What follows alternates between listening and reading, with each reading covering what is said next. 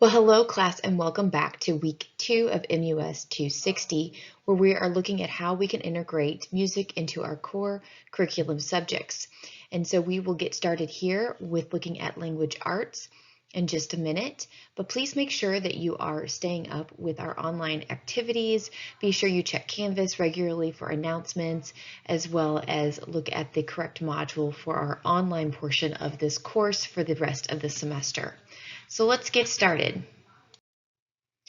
So with week 2, my expectations for you are to complete this YouTube lecture that you're listening to currently. Then also make sure that you are following along with the YouTube links that go with it. So there are a few for this week that are examples that I want you to click on, listen to in entirety, and you may even have to pause in this video to listen to one or two, and that's completely okay, but that's going to help you understand how all of this is put together. There is also a weekly article about language arts, and then there will be an activity in a discussion board that I am expecting you to start and have the main post completed by midnight on Wednesday, and then go ahead and have comments by the next day. And there's also a short quiz over this article as well. And then, of course, we have recorder video links at the bottom that I expect you to practice, and of course you need to practice those lines as much as you need to. And then this week we do have recorder quiz number 2 due. There will be a link in our Canvas section here that you can click and upload a video of yourself, or what I should say is put the link in of your upload from either YouTube or Google so that I can see those.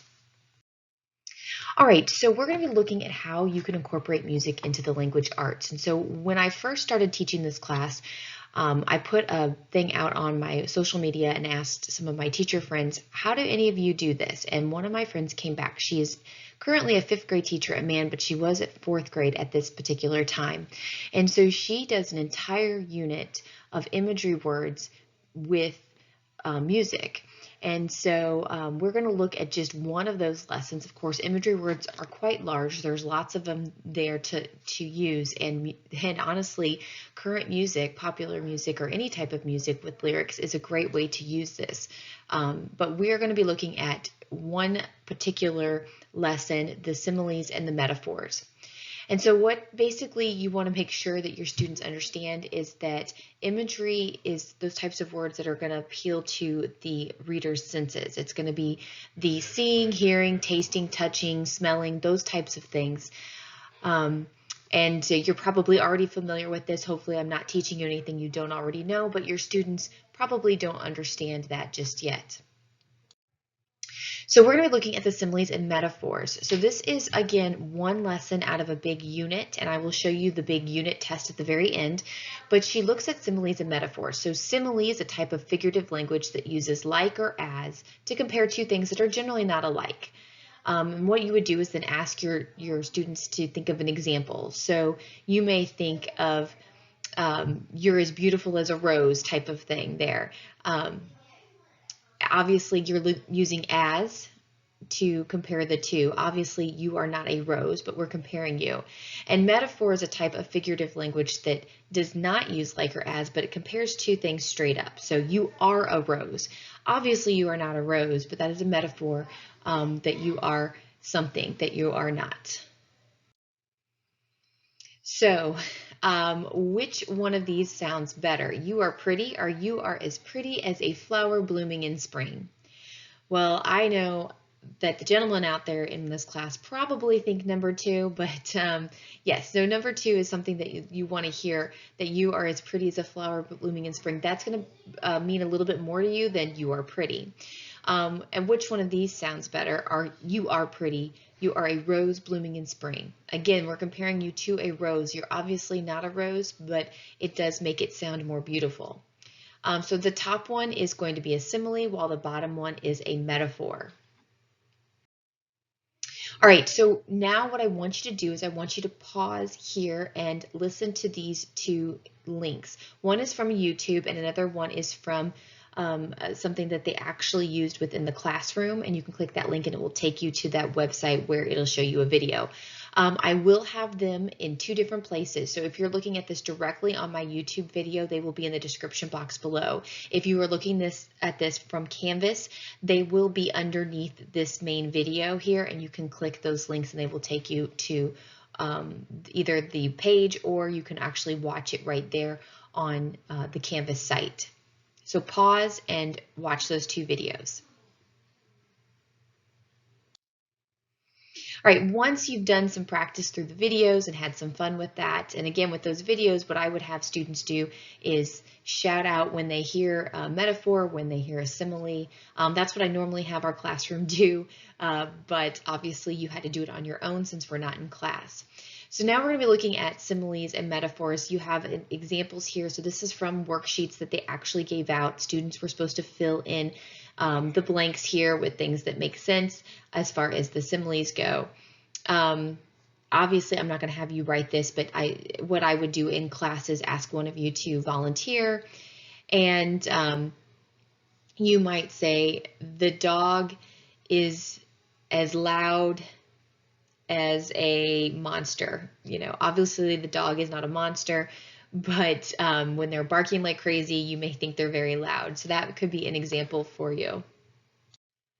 Metaphor, again, this is a part of the examples that they actually gave the class. So I'm actually taking this off of something that 4th grade students at Mann Elementary have in their hands in 4th grade. So number 2, the dog is a monster. Again, obviously not a monster, but that we've changed that simile to a metaphor, making that dog something that it is not.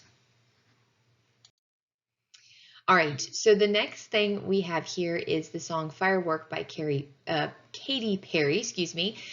So if you are interested in that, I did not include the link. You can just search it if you haven't heard it already. But you would follow along with the lyrics for our final assessment. Now this is their big unit final assessment. So they've now gotten through all of the imagery, not just similes and metaphors, but onomatopoeia, and I'm trying to think what else there is. There's a whole bunch of different imagery words. You'll see them on the next page. And so they use the song Firework by Katy Perry, and the students have to find all of the imagery words in the lyrics. So let me take you to the next page here. So here is what they actually have in their hands when they start this. So they'll get to listen to the song with the lyrics up there, and they get to follow along. And then what they have to do is they have to find examples of all of the different imagery devices. As you can see up in the directions, they have metaphors, similes, personification, and so forth. They also have things like alliteration in there, rhyming, different things like that. So they will have to find all of these. So looking at the very first line, do you ever feel like a plastic bag? What do we have there? We should get this one. Right, it's a simile. So you are comparing yourself to a plastic bag, which obviously you are not, and that is that, but we're using like to do those 2 comparisons. So again, they go through this entire song and they find the imagery words. Now here is the teacher, not rubric, but the teacher's page to kind of compare. So obviously you can see we got the very first one right.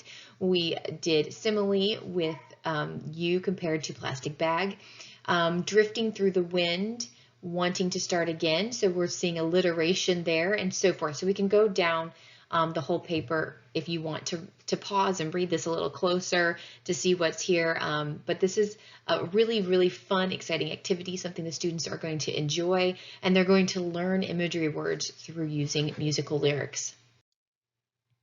All right, so my next link that I have, and again, I'll have it in the description box of the YouTube video, or I will also have it on Canvas for you, is take a fun little quiz yourself. So click on this YouTube link. It's going to take you through several different songs, and it's going to give you options of different imagery words that you can use there. So it's going to give the lyrics and then which imagery word is it using. So you can test yourself and see if you have this knowledge, if you could be a 4th grade teacher yourself. But it's a fun little quiz. You could actually use it as a quiz, or you could use it as just a review time or practice time before they have their big test. All right, so let's check out the next article now. We're going to be looking at 8 ways to use music in the language arts classroom by Heather Walpert Gawram, I think is how you say her last name. So I want you to read this article.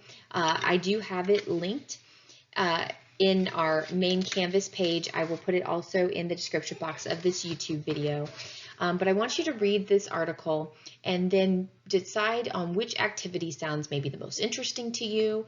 And you are going to get on our discussion board on Canvas and create your own thread where you are going to come up with a mini lesson on this activity. And so you'll share that with the class. Once you post, you'll be given the ability to see everybody else's posts. I do expect the posts to be in on Wednesday night at midnight, and then you'll have 24 hours after that to go through and find 5 of your classmates, read their mini activity, and leave a comment. I want your comments to make sure that they are meaningful, they give good feedback, they help show content knowledge.